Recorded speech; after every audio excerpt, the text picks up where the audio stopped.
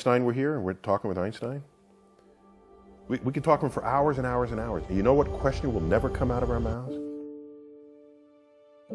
I was in Central Park and it had rained a little earlier, so there were puddles in some of the walkways.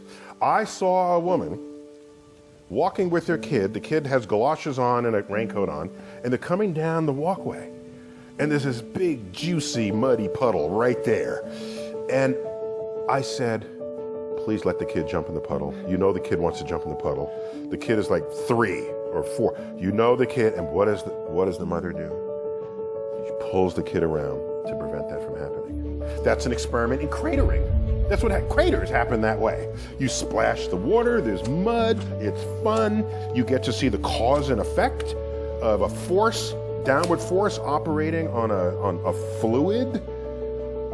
Gone. That was a bit of curiosity in that moment that was extinguished. And so in here, people ask about raising their kids. They ask about education.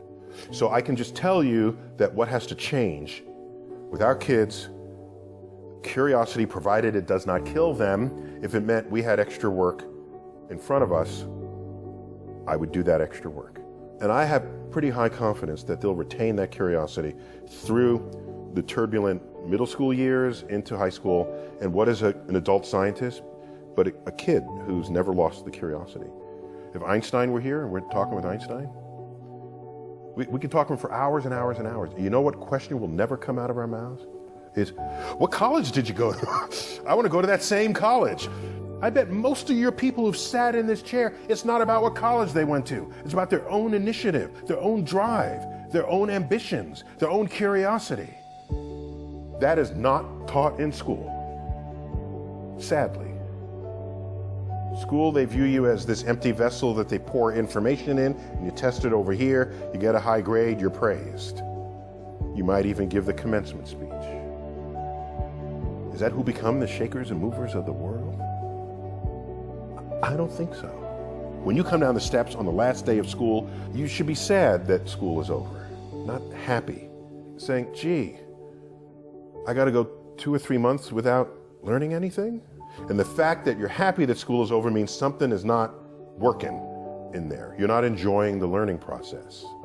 School should, as a minimum, preserve that curiosity for you, so that when you graduate school, you can give literal meaning to the word commencement. Commencement means beginning. It doesn't mean ending.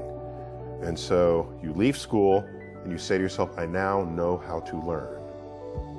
I now have a curiosity of all things I have yet to be exposed to, and I will now become a lifelong learner. Without that, you become ossified in whatever was the body of knowledge that existed the day you graduated. And you will lead a life always looking back at that time without continuing to grow who and what you can become in life.